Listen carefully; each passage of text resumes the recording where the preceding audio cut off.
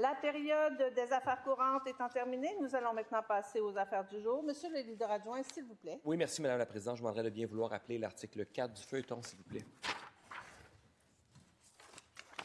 À l'article 4 du feuilleton, Monsieur le ministre responsable de la laïcité propose l'adoption du principe du projet de loi numéro 9, loi sur le renforcement de la laïcité du Québec. Y a-t-il des interventions?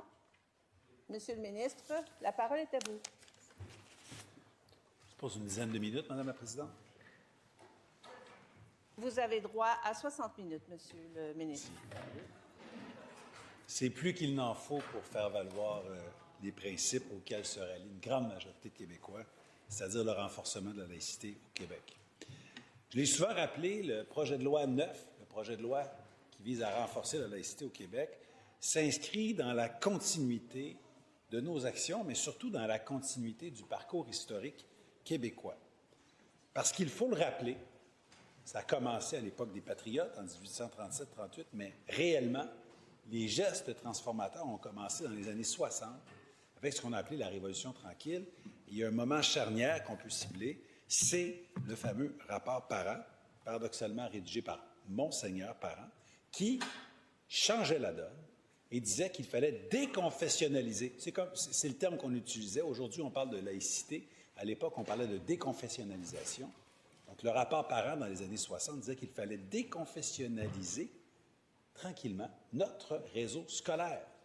Et c'est comme ça que l'État québécois a décidé de passer des collèges classiques, gérés par des congrégations religieuses, à des polyvalents, gérés par l'État, où il pouvait y avoir des gens qui étaient des religieux, mais la majorité était bien sûr des laïcs. Et on a avancé dans cette direction-là. À la fin des années 90, il y a eu la réelle déconfessionnalisation du réseau scolaire, parce qu'il faut se le dire, jusqu'en 1998, on avait des commissions scolaires catholiques et protestantes. Nous avions, parmi les missions de l'État, la transmission de la foi. Il y avait des cours de catéchèse. Les gens qui nous écoutent s'en souviennent. Et on a dit non, non, non. Laïcisons nos institutions, ayons plutôt des commissions scolaires qui sont maintenant des centres de services scolaires francophones et anglophones. Donc, ces premiers gestes qui ont été posés vers la laïcité étaient des gestes où on diminuait l'empreinte religieuse qui était présente dans nos institutions.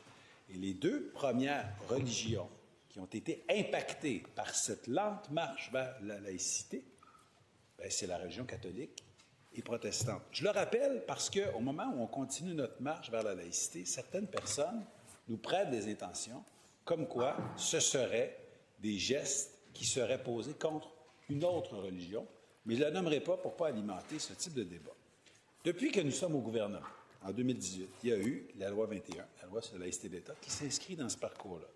Il y a eu la loi 96, qui n'est pas allée sur la laïcité, mais qui est allée sur la langue française, qui est un pilier de notre identité. Et je pense qu'il faut inscrire tout ça, je vous dirais, dans des gestes d'affirmation nationale. Il y a eu la loi 84, une loi fondamentale, une loi qui ne venait pas transformer ou amender une autre loi, une loi qui créait du droit nouveau. C'est la loi sur le modèle québécois d'intégration à la nation, qui est venue définir notre modèle à nous. Et il y a en ce moment un projet de loi en cours, le projet de loi 1, qui vise à doter le Québec d'une constitution avec des éléments fondamentaux qui réfèrent d'ailleurs à la laïcité de l'État. Donc, on se doit, avec le projet de loi 9 actuellement sur la table, de continuer à bâtir un Québec qui est moderne, autour d'une culture et de valeurs communes qui permettent à tous de se rassembler. On ne se gêne pas pour le dire, Madame la Présidente, nous sommes opposés au modèle multiculturaliste canadien qui sépare les gens, qui amène une ghettoisation et un communautarisme, un repli sur soi de chaque personne dans sa communauté, plutôt qu'un vivre ensemble et la création d'une nation qui est forte de ses différences, mais qui vit ensemble. Nous disons aussi non à l'assimilation. Évidemment, je veux le dire et le répéter, aucune des politiques du gouvernement n'est une politique assimilationniste. D'ailleurs, notre loi 84 maintenant, sur notre modèle d'intégration nationale, se base sur l'interculturalisme comme moteur pour arriver à notre modèle d'intégration à la nation québécoise avec des valeurs communes. Et on demande aux gens qui sont des nouveaux arrivants ou qui s'identifient à des communautés culturelles de venir contribuer à l'édification de cette culture commune. Évidemment, c'est très important. Donc, on arrive avec un projet de loi neuf qui est dans l'air du temps, qui est dans un parcours historique.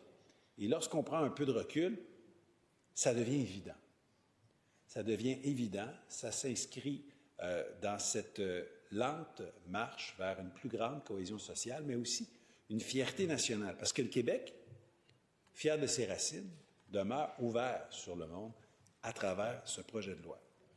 On vient de terminer les consultations, les études des groupes. Je veux remercier tous les groupes, les experts qui ont été entendus en commission parlementaire. Il y a des gens aussi qu'on n'a pas pu entendre lors de la commission, mais qui ont envoyé des mémoires. Sachez que tout ce que vous avez écrit a été lu et est considéré avec beaucoup d'attention par le gouvernement, par notre équipe, mais aussi par les oppositions qui ont accès à toutes ces informations-là.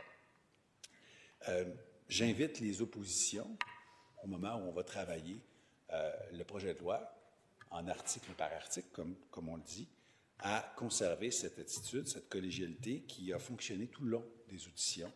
Je n'ai pas senti d'attaque partisane, de mesquinerie d'aucune sorte. Il n'y en a pas eu du côté gouvernemental, il n'y en a pas eu du côté des oppositions. Et je veux saluer cette hauteur que nous avons tous eue en commission et que nous allons conserver tout au long des travaux. Le gouvernement va continuer de témoigner, évidemment, du respect et, je dirais, de la considération pour les idées qui seront amenées. Je veux remercier, évidemment, jusqu'à présent, pour le travail fait, mais ce qui s'en vient aussi, le cabinet, l'équipe ministérielle, le député de Chauveau aussi, qui est mon adjoint parlementaire, qui a travaillé vraiment fort, qui a écouté beaucoup de groupes, évidemment en commission, mais en amont du projet de loi aussi. Et on a eu plusieurs rencontres à laquelle j'ai assisté, mais d'autres rencontres aussi, à laquelle il a assisté. Il a ramené, je vous dirais, les préoccupations des gens pour nourrir ce projet de loi-là, avant même qu'on ne le dépose. Donc, je remercie aux députés de Chauveau. Évidemment, ce projet de loi-là, comme les autres, est perfectible. C'est pour ça que je veux vous dire tout de suite que nous sommes déjà au travail pour rédiger nous-mêmes certains amendements suite aux propositions qu'on a entendues lors des auditions. J'espère que les oppositions feront de même et peut-être même que parfois on verra qu'on a travaillé en parallèle sur des amendements qui sont semblables. Je précise que le projet de loi va protéger le patrimoine historique de la nation québécoise.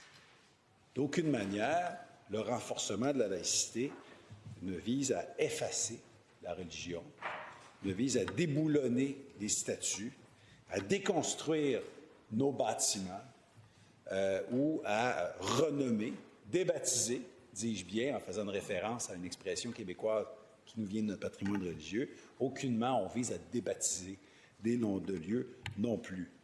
On est capable de faire évoluer notre modèle sans renier notre passé. C'est important de le dire. Le projet de loi n'est quand même pas un projet de loi du statu quo. Il est fort, il est large, il est équilibré, mais il est quand même audacieux. Il vise évidemment à contrer des influences religieuses qui s'émissent au sein de nos institutions.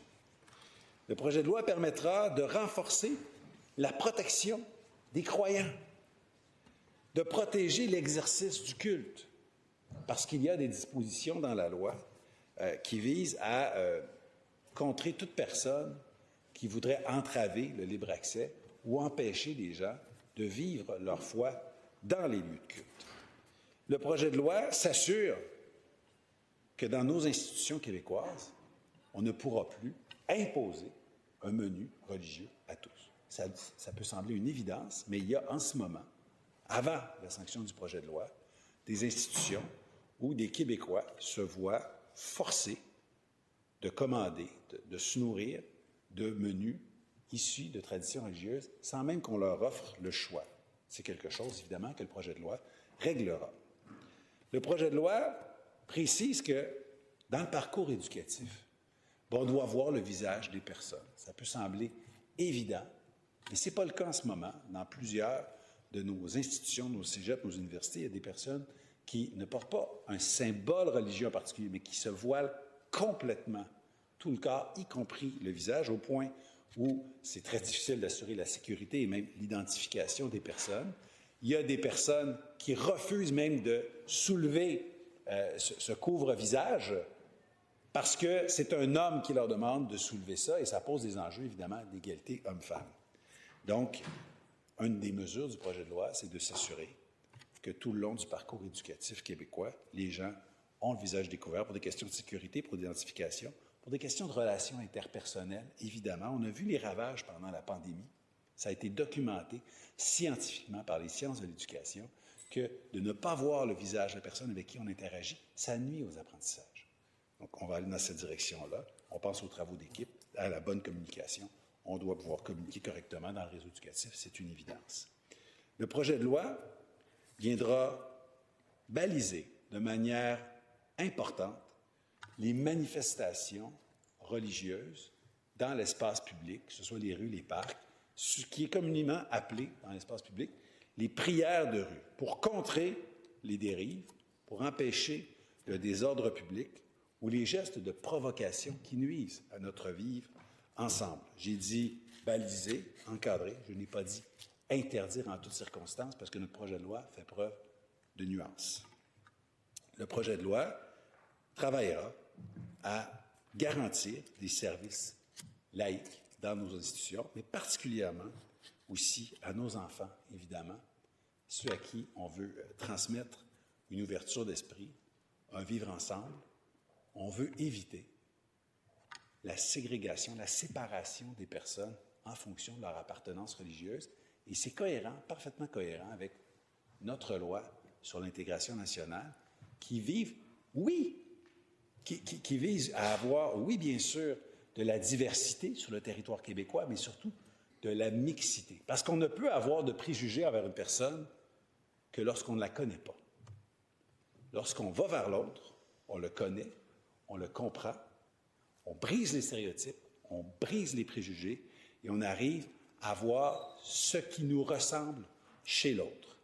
Et donc, évident que l'argent de l'État ne peut pas servir à financer des institutions qui visent à séparer les gens en fonction de leur religion.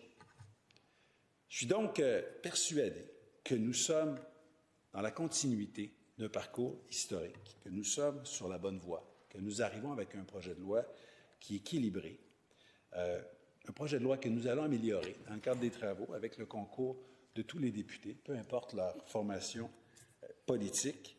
Et c'est pour l'ensemble de ces raisons, parce qu'on doit continuer de faire évoluer notre modèle de vivre ensemble, que j'invite l'ensemble des députés de l'Assemblée nationale à adopter le principe du projet de loi 9, loi sur le renforcement de la laïcité au Québec. Merci.